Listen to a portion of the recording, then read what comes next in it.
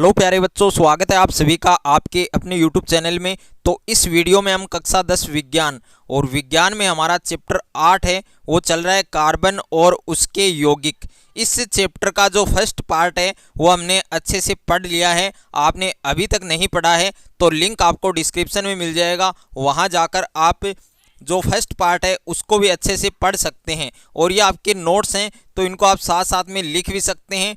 और इस वीडियो में हम पार्ट सेकंड के बारे में डिस्कस करेंगे कि पार्ट सेकंड के अंदर हमने क्या क्या लिया है, कि जो एल्केन है, एल्किन है और एल्काइन है, इन तीनों श्रेणियों के बारे में हम अच्छे से पढ़ेंगे। और अभी तक यदि आपने हमारे चैनल को सब्सक्राइब नहीं किया है तो सब्सक्राइब कर लीजिए और साथ में बेल आइकन को प्रेस कर लीजिए।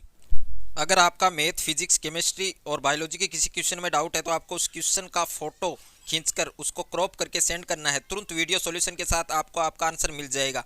और आप class 6 to 12 NEET, IIT, JEE mains और एडवांस की भी तैयारी कर सकते हैं। तो अभी डिस्क्रिप्शन में जाइए और डाउटनेट के इस एप्लीकेशन को डाउनलोड कीजिए।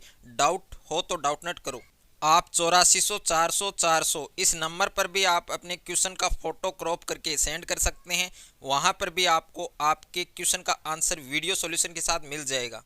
तो सबसे पहले हम बात करेंगे एल्केन का नामकरण, यानी जो एल्केन श्रेणी है उसका हम नामकरण कैसे करेंगे। और यहाँ से एक शॉर्ट क्वेश्चन आता है, वो आपके ज़्यादा चांस है कि जो एल्केन है, एल्किन है और एल्काइन, इन तीनों श्रेणियों में से एक श्रेणी का जो सूत्र है वो आपसे पूछ सकता है। तो एल्केन श्रेणी के यौगिकों का सामान्य सूत्र CnH2n+2 होता है। ये सूत्र आपको अच्छे से ध्यान रखना है। और इन्हें संतृप्त यौगिक या पैराफिन्स भी कहा जाता है, कि जो एल्केन है उनको हम संतृप्त यौगिक या फिर पैराफिन्स भी कह सकते हैं। और इन यौगिकों का जो सूत्र होता है वो होता है CnH2n+2 होता है। उसके बाद में जो नामकरण है उनके नियम। अब जो एल्केन श्रेणी है उसका जो नामकरण यदि हम करते हैं तो उन श्रेणियों के क्या, उनके नियम क्या होते हैं, उनके क्या रूल होते हैं। तो इसमें पहला रूल क्या है कि सर्वाधिक लंबी श्रृंखला का चयन किया जाता है और मुख्य श्रृंखला के बाहर रहे समूह को प्रतिस्थापी कहा जाता है। यानी जो सर्वाधिक लंबी श्रृंखला है उसका चयन किया जाता है और जो मुख्य, जो मेन श्रृंखला है, जो मेन श्रेणी है, उनके बाहर जो रहे समूह हैं, जो ग्रुप हैं, उनको हम क्या बोल सकते हैं, प्रतिस्थापी कह सकते हैं। उसके बाद में दूसरा रूल क्या है, दूसरा नियम क्या है, यदि दो या दो से अधिक समान लंबाई की सर्वाधिक लंबी श्रृंखलाएं हों तो अधिक प्रतिस्थापी युक्त श्रृंखला का चयन किया जाता है। और तीसरा रूल क्या है कि नाम लिखते समय प्रतिस्थापियों का नाम सबसे पहले लिखा जाता है और उनके जो पूर्व लगन हैं उनका प्रयोग करते हुए अंग्रेजी वर्णमाला के क्रम में लिखते हैं। उसके बाद में चौथा रूल है आपके, यदि एक से अधिक समान प्रतिस्थापी हो, यानी जब कोई भी ग्रुप है, कोई भी समूह है तो उसके एक से ज़्यादा समान प्रतिस्थापी हो तो उनकी संख्या को नियमानुसार लिखते हैं, जिसमें एक को हम किसे नोट करेंगे, मोनो से, और दो को डाई से करेंगे, तीन को किसे करेंगे, ट्राई से, और चार को हम टेट्रा से, और पाँच को है पेंटा, और छः आपके हेक्सा, सात है हेप्टा, और आठ है ऑक्टा, और नौ को है नोना, और 10 को है डेका। उसके बाद में है कुछ महत्वपूर्ण प्रतिस्थापी निम्न प्रकार से हैं, जिसमें मेथिल है। अब ये फॉर्मूले हैं, ये सूत्र हैं, इनको आपको अच्छे से ध्यान रखना है। जिसमें मेथिल है, मेथिल को सिंगल बॉन्ड CH3 से, और एथिल को सिंगल बॉन्ड CH2, और उसके बाद में सिंगल बॉन्ड CH3। इसी आधार पर आपको प्रोपिल का याद रखना है। और आइसोप्रोपिल है, ये वेरी वेरी इंपॉर्टेंट है। उसके बाद में है ब्यूटिल, और उसके बाद में है क्लोरो, ब्रोमो, आयोडो, फ्लोरो, नाइट्रो। ये आपको अच्छे से ध्यान रखने हैं, यहाँ से आप नामकरण कर सकते हैं। उसके बाद में पांचवा रूल है आपके प्रतिस्थापियों का अंकन। यदि दो प्रतिस्थापियों को समान अंक मिल रहे हो तो अंग्रेजी वर्णमाला में पहले आने वाले प्रतिस्थापी को कम अंक दिया जाता है। और छठा रूल क्या है आपके, नाम लिखते समय अंकों के मध्य कोमा तथा अंक व नाम के मध्य हाइपन का प्रयोग करते हैं। यह हाइपन का चिन्ह है, इसका हम प्रयोग करते हैं नामकरण में। उसके बाद में है एल्किन का नामकरण। तो एल्केन जो श्रेणी है उसका फॉर्मूला ध्यान रखना है और उसके जो नामकरण के जो रूल हैं वो आपको अच्छे से ध्यान रखने, और जो फार्मूले मैंने अच्छे से बताए हैं वो आपको ध्यान रखने हैं। उसके बाद में है एल्किन का नामकरण।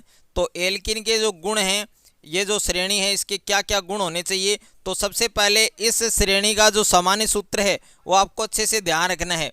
तो इस श्रेणी के यौगिकों का सामान्य सूत्र CnH2n होता है। और दूसरा है आपके गुण, इन यौगिकों में कार्बन के मध्य द्विबंध पाया जाता है, यानी डबल बॉन्ड पाया जाता है। और अतः सर्वाधिक छोटे एल्किन में कम से कम 2 कार्बन उपस्थित होते हैं। और तीसरा जो गुण है वो है आपके ये असंतृप्त हाइड्रोकार्बन कहलाते हैं। और चौथा गुण है ये यौगिक ब्रोमीन जल से अभिक्रिया करके तेलीय द्रव्य बना देते हैं, और अतः इन्हें ओलिफिन्स भी कहा जाता है।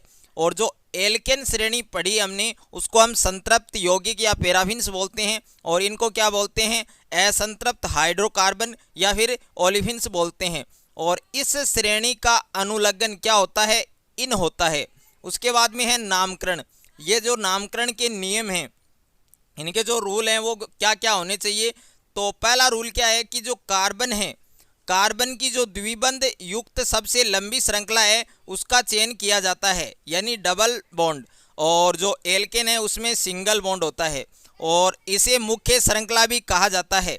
दूसरा रूल क्या है, मुख्य कार्बन श्रृंखला का अंकन उस दिशा से करते हैं, उस डायरेक्शन से करते हैं जिधर से द्विबंध को कम अंक मिले। तीसरा रूल है, अन्य नियम एल्केन के नामकरण के अनुसार होते हैं। यदि एक से अधिक द्विबंध उपस्थित हो तो उनकी संख्या के लिए डाई, ट्राई इत्यादि का प्रयोग करते हैं। अब ये जो IPSC नाम है ये आपको ध्यान रखना है, इस तरीके से आपसे पूछा जाता है। और 1,3 ब्यूटाडाइइन ये आपके IPSC नाम होगा। इसका कैसे होगा वो आप देख सकते हैं कि यहाँ पर डबल बॉन्ड है, यानी जो अनुलग्न लगेगा वो कौन सी श्रेणी का लगेगा, आपके एल्किन का लगेगा। और एल्किन का जो अनुलग्न होता है वो क्या होता है, इन होता है। तो यहाँ पर इन आया है, और ये डबल बॉन्ड के साथ यहाँ पर 2 के साथ जुड़ा है, तो इसको हम डाई बोलेंगे। और देखो मेथ एथ प्रोप ब्यूट, तो ये ब्यूटा है, और ये 1,3 पर लगा है, तो इसको 1,3 के नाम से हम नोट करेंगे। उसके बाद में है एल्काइन का नामकरण। तीसरी जो श्रेणी है उसका नामकरण हम कैसे करते हैं। तो सबसे पहले एल्काइन जो श्रेणी है उनके गुणों के बारे में हम विस्तृत अध्ययन करेंगे। इसमें पहला गुण क्या है आपके कि इसका सामान्य सूत्र क्या होता है, CnH2n-2 होता है। और दूसरा क्या है, इनको भी असंतृप्त हाइड्रोकार्बन कहा जाता है। और तीसरा गुण है आपके, इन यौगिकों में कार्बन के मध्य त्रिबंध पाया जाता है। अब मैंने 3 श्रेणियां आपको अच्छे से पढ़ाई हैं। पहली श्रेणी क्या है आपके एल्केन, उसमें कौन सा बॉन्ड होता है, कौन सा बंध होता है, एकल बंध होता है। उसके बाद में सेकंड नंबर पर हमने पढ़ी थी एल्किन श्रेणी, तो उसमें कौन सा द्विबंध। और तीसरी आपके एल्काइन, तो इसमें कौन सा त्रिबंध होता है, कार्बन के मध्य कौन सा बॉन्ड होता है, ट्रिपल बॉन्ड होता है, त्रिबंध होता है। और चौथा जो गुण है वो आपके है, इन श्रेणियों का लघुत्तम सदस्य भी 2 कार्बन का होता है। और पांचवा जो गुण है, इस श्रेणी का अनुलग्न क्या होता है, आयन होता है। इस श्रेणी का अनुलग्न क्या होता है, आयन। उसके बाद में है नामकरण के नियम। अब इसके क्या क्या रूल होने चाहिए वो रूल भी आप अच्छे से पढ़ो, ताकि आपको IPSC नाम में किसी प्रकार की कोई प्रॉब्लम ना आए। तो इसमें पहला रूल क्या है कि कार्बन की त्रिबंध युक्त सबसे लंबी श्रृंखला का चयन किया जाता है, और इसे मुख्य श्रृंखला भी कहा जाता है। दूसरा रूल है कि मुख्य कार्बन श्रृंखला का अंकन उस छोर से करते हैं जिधर से त्रिबंध को कम अंक मिले। और तीसरा रूल क्या है, यदि श्रृंखला में एक से अधिक त्रिबंध हो तो क्रमशः डाई, ट्राई इत्यादि शब्दों का प्रयोग उनकी संख्या को व्यक्त करने के लिए किया जाता है। उसके बाद में है कार्बन के अपर रूप। यहाँ से आपके एक क्वेश्चन पूछा जा सकता है, और ये टॉपिक आपके बहुत ही महत्वपूर्ण टॉपिक है, शानदार टॉपिक है। तो सबसे पहले हम बात करेंगे अपर रूप की, यानी अपर रूप किसे कहते हैं।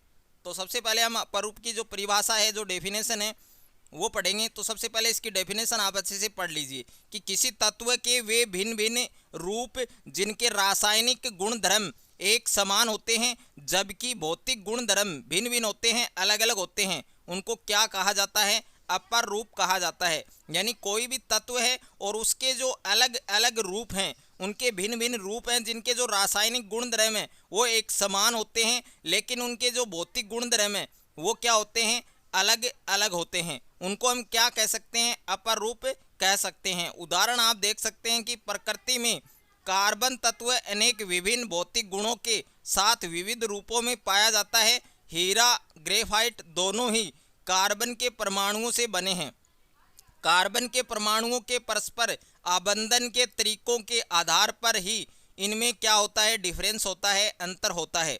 उसके बाद में है वर्गीकरण। अब इसका क्लासिफिकेशन हम किस तरीके से कर सकते हैं, इसको किस तरीके से बांट सकते हैं। तो कार्बन के अपर रूपों को नियमानुसार वर्गीकृत किया जाता है, बांटा जाता है। तो कार्बन को हम दो रूपों में बांट सकते हैं, दो भागों में बांट सकते हैं। अब दो भाग कौन कौन से हैं, एक तो है क्रिस्टलीय अपर रूप और दूसरा क्या है, अक्रिस्टलीय अपर रूप। तो क्रिस्टलीय अपर रूप में क्या क्या आएंगे, हीरा आएगा, ग्रेफाइट आएगा और फुलरीन आएगा। इन तीनों के बारे में हम अच्छे से इसकी एक्सप्लेन करेंगे और मैं आपको एक्सप्लेन करके इनको अच्छे से समझाने की कोशिश करूंगा।